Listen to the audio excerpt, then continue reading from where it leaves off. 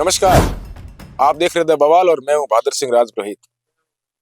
मैं आज जैसलमेर जिले के मोहनगढ़ इलाके में हूं और मोहनगढ़ में जो जीरो हेड है इंदिरा गांधी नहर का, वहां पर मौजूद हूं।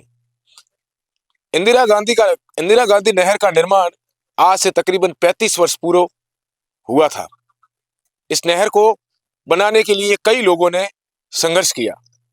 जब इस नहर का निर्माण सरकार जब करवाने की तैयारी में थी, तो उस समय ऐसा एक काम हो गया कि वहां उस समय के तत्कालीन मंत्रियों ने और नेताओं ने, अधिकारियों ने ये प्लान बना दिया कि अब इस नहर का निर्माण नहीं होगा।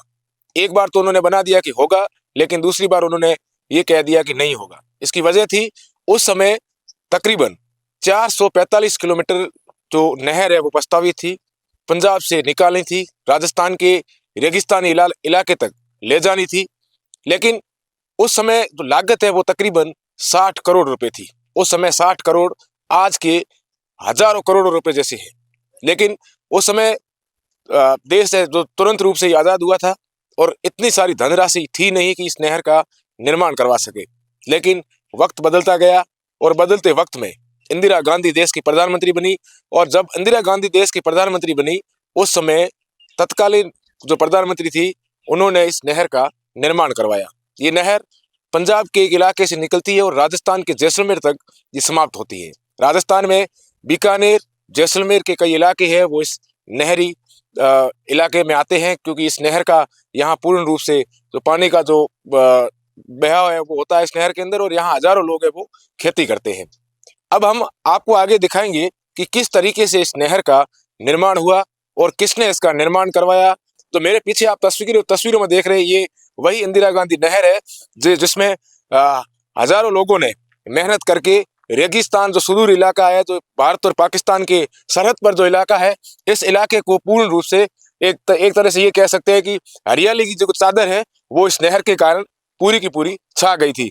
लेकिन आपको ये भी मैं आगे पूरा वीडियो में ये भी बताऊंगा कि इस नहर का निर्माण बहुत ही मुश्किल तरीके से हुआ था। इंदिरा गांधी उस समय जब प्रधानमंत्री थी, तो उन्होंने एक दिमाग में, जब वो इस इलाके के दौरे पर आई, तो उन्होंने देखा कि पूरा रेगिस्तान ही रेगिस्तान है और इस इलाके का सौंदर्यीकरण होना चाहिए। तो उस समय के तत्कालीन जो अधिकारी थे, उनको उनसे जब राय ली कि इस इलाके का विकास विस्तार कैसे हो सकता है, इस इलाके को जो चारों तरफ से रेत थी इसको हरियाली के रूप में कैसे पेश किया जाना है, तो उसके लिए उन्होंने अधिकारियों ने ये निर्देश दिए कि अगर इस इलाके में पंजाब के 2 नदियों का जो उद्गम स्थान है, वो मैं आगे आपको बताऊंगा वीडियो में कि कौन सी जो नदियां है, वहां से इन 2 नदियों का पानी है वो इस नहर में आता है। तो उन्होंने ये बताया कि वहां से स्टार्ट होगा और जैसलमेर के रेगिस्तानी इलाके में वो जो पानी है, ये जो नहर है वो समाप्त होगी और यहाँ के इलाके को पूरी रूप से हरा भरा किया जा सकता है। आप लगातार ऐसी खबरों के साथ हमारे साथ जुड़ते रहिए और लगातार हमारे चैनल को आगे बढ़ाते रहिए, क्योंकि हम आपको लगातार ऐसी ही खबरों पर लाते रहेंगे और ऐसी ही खबरें आपको दिखाते रहेंगे। कैमरा पर्सन अजय के साथ बहादुर सिंह राजपुरोहित, द बवाल, जैसलमेर।